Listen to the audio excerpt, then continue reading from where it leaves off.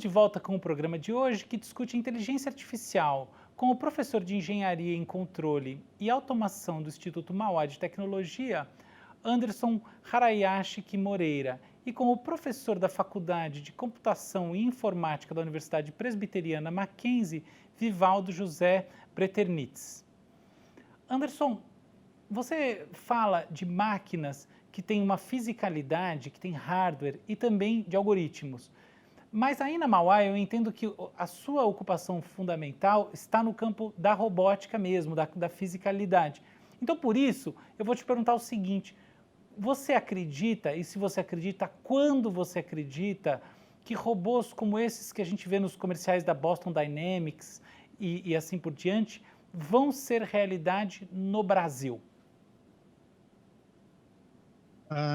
Essa é uma pergunta muito interessante e ela não é tão simples assim de resolver, né, de responder ela, porque, obviamente, a gente depende ali, né, de condições, né, primeiro econômicas, né, para a gente conseguir ter, ter essa tecnologia chegando no nosso país, né? Porém, né, uma coisa que eu acho que, né, talvez a gente não tenha de imediato esses robôs aí, como os da Boston Dynamics, que hoje são os mais modernos e mais impressionantes. Porém, o Brasil, de maneira geral, ele tem um bom posicionamento, né, nesse cenário de robótica, essa robótica física, realmente criar esses robôs. Então, a gente vê várias iniciativas, várias empresas, startups sendo criadas, né, para se desenvolver robôs de companhia, robôs para atuar na área médica ou para fazer visitas guiadas a museus e tudo mais. A gente tem até que um bom desenvolvimento aqui no Brasil nessa área de robótica de serviço. Então, obviamente, a gente precisa, né, conseguir abrir mais o mercado, as pessoas serem um pouco mais receptivas a essa tecnologia, né, porque eu gosto de falar que alguns exemplos que eu vejo, as pessoas, de maneira geral, elas não são tão simpáticas a interagir com robôs, por mais que eles sejam bonitinhos, humanoides, né? O pessoal tem um certo receio, né? Tem um pouco de medo. Então, quando a gente perder um pouco né, vamos falar assim, esse repúdio, talvez, a essas tecnologias, eu acho que vai começar a aumentar a demanda para isso, né, para esse tipo de robô, e aí, né, vai facilitar, né, aumentando a demanda, isso é oferta-demanda, a gente começa a ter mais interesse, começa a poder ter esses robôs de maneira mais simples. Hoje a gente já vê que é só uma questão de tempo, efetivamente, porque as nossas indústrias hoje, a gente já vê aqueles robôs mais tradicionais, robôs manipuladores, nas empresas altamente competitivas, é praticamente impossível a gente não ter um exemplar de um robô desses dentro dessas fábricas. Então, para a gente ter esses robôs do nosso convívio fazendo tarefas do dia a dia, eu acho que é uma questão de tempo, né? Não sei se 10 anos ou alguma coisa a mais do que isso, né?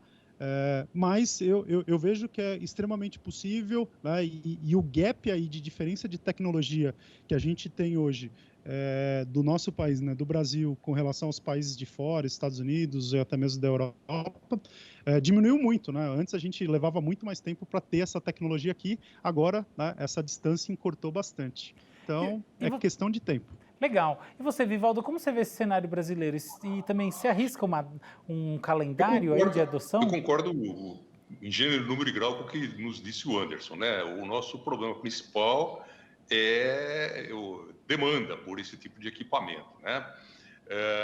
Este medo, essa reticência que as pessoas têm em interagir com robôs, eu acho que, à medida que eles forem aumentando, esse medo, essa reticência tende a desaparecer.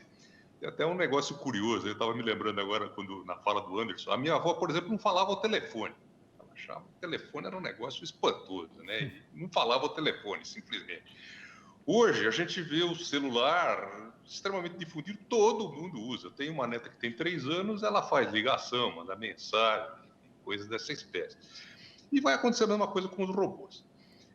Mais na parte dos robôs aí que o Anderson chamou de manipuladores, os robôs industriais, aqui no Brasil nós temos uma situação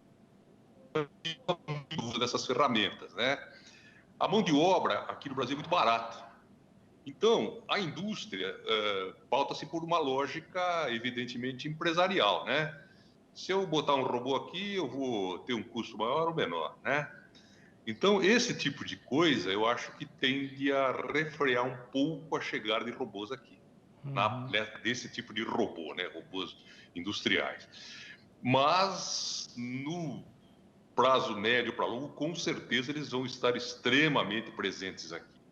E esse tipo de coisa certamente vai levar, as pessoas dizem que não, mas vai acontecer, uma quantidade grande de desemprego, de desempregados, né?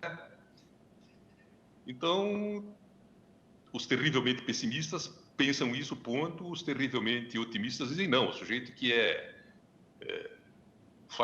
opera uma furadora numa fábrica vai aprender a programar um robô. Não é bem assim, né? Então, acho que a sociedade, como um todo, vai ter que encontrar uma forma de tratar esses assuntos. Talvez alguma coisa aí daqueles programas de renda mínima que se falou no passado aí, possa ajudar nessa transição para uma indústria mais, entre aspas, manual, para uma indústria mais robotizada. Mas é inexorável. A vinda dos robôs, o aumento da presença dos robôs entre nós é inexorável. Esse é um ponto bem interessante. Ô, Vivaldo, você gosta de psicologia? Eu sou absolutamente ignorante em psicologia. Então eu vou te pegar com uma pergunta difícil sobre a psicologia da robótica. É uma pergunta que já me assombrou positivamente durante um tempo. No ano passado eu abri o TEDx, a versão aqui de São Paulo do TEDx, que foi no INSPER, falando de inteligência artificial, e uma das coisas que eu trouxe foi uma reflexão sobre aquela robô chamada Sophie, que se tornou sensação no mundo nos últimos 2 anos. Agora, o aspecto que me chama a atenção é um aspecto que em inglês se chama Uncanny Valley. O que quer dizer isso? É a ideia de que quando um robô é muito parecido com uma pessoa, ele causa estranhamento na gente. Aí a pergunta que eu faço para você, Vivaldo, é a seguinte: nessa sua percepção de como as coisas vão evoluir, né, de como a gente está indo para um futuro que eu entendo que tem um componente de adoção, outro, essa adoção é mediada por aspectos econômicos e assim por diante, como você vê a evolução na adoção de robôs que parecem gente, ou eventualmente que parecem animais, como aquele cachorro da Boston Dynamics? Você acha que esse tipo de coisa vai acontecer? A gente vai ter a representação parecida com o humano andando pelas ruas, sei lá, em 10, 15 anos? Ou esse estranhamento com essa máquina que parece gente, mas não é gente, vai brecar esse processo? No caso específico da Sophie, a imprensa internacional tinha uma matéria essa semana, né, dizendo que ainda vai decorrer, vão se passar alguns anos até que ela possa ser usada como um robô de companhia, né? Por aí eu acho até possível, né? Hoje em dia a gente vê pessoas falando, olha, o velhinho lá, vamos arranjar um cachorro para fazer companhia para ele e tal. De repente pode vir a ser um robô, certo? Agora, robô parecido com gente andando pela rua, eu não consigo vislumbrar ainda, né? Por que você teria um robô humanoide andando na rua? Talvez para levar o velhinho ao médico, alguma coisa assim, né? Eventualmente como vigilância. E nós provavelmente tenhamos, mais em breve, são robôs, como você disse, andando pelas ruas ou voando pelos céus, desempenhando tarefas do tipo entregando mercadorias. Sim. Não, mas eu não tenho dúvida. A minha questão é se você acha que eles vão perseguir a forma humana. Essa é a dúvida que me persegue. Ou se isso vai causar estranhamento. O que você acha, Anderson? Bem, esse é um tema que eu gosto bastante. Se a gente perceber a tendência, Álvaro, dos robôs, pelo menos essa é uma parte de robótica que a gente chama de robótica de serviço. Tá?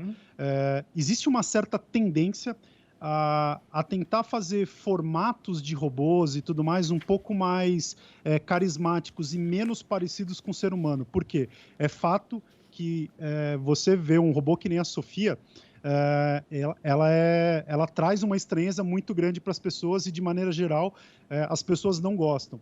Então, no final do ano passado, eu estive numa das maiores feiras de robótica do mundo, lá no Japão, e assim, era incrível a quantidade de empresas, né, que tinha lá apresentando soluções na área de robótica de companhia. A gente até... Eles são muito por uma fortes, né? certa Inclusive com os cachorrinhos e tudo. Isso. Foi até uma certa coincidência, porque na Mauá mesmo, naquele ano, né, no final do ano passado, a gente teve um trabalho que, né, integrava ali assistentes virtuais, né, como a Alexa e o Google, né, para poder criar um assistente de companhia para idosos. A gente fez até num formato de um robô parecido com um panda, né? E aí eu percebi que essa é a tendência que se tem lá fora também, né? Os robôs são sempre na forma de cachorrinhos, gatinhos e bichos, né, que lembram um pouco né, animais de pelúcia ali, justamente para trazer essa afetividade e diminuir essa estranheza das pessoas. E cada vez mais, né, parece que está tendo assim, uma boa aceitação, principalmente dos idosos, né? Eles interagem mais fácil pela questão de usar um assistente de voz, né? E usando uma telinha, mostrando as informações, eles conseguem agendar ali horário de tomar medicação. E eu estou percebendo uma certa tendência a esse movimento, né? Inclusive, se vocês verem os robôs da Boston Dynamics aí levando para aqueles robôs um pouco mais, né, parrudos e avançados, eu não sei se você concorda comigo, Álvaro, mas você vê que, por mais que o Spot mesmo que você falou, que é aquele robô da Boston Dynamics, que hoje que a gente consegue comprar ali por volta de 75, 100 mil dólares, tá? Ele lembra um cachorro, né? Lembra, vamos falar assim, a fisionomia de um cachorro, mas ele tenta dar um ar mais futurístico, mais moderno, para justamente o quê? Para não trazer estranheza. O principal robô de serviço que a gente tem hoje, né, atendendo, né, em lojas lá no Japão, hotel e tudo mais, né, que é um robô da Aldebaran, né, que é a Pepper. Se você olhar, a Pepper, ela tem uma cara um pouco mais, né, de desenho animado, alguma coisa do tipo, né? São linhas um pouco mais cleans, tentando fugir um pouco de se parecer com o ser humano. Lembra o ser humano, mas tem que deixar bem claro que não está tentando imitar o ser humano para realmente evitar essa estranheza.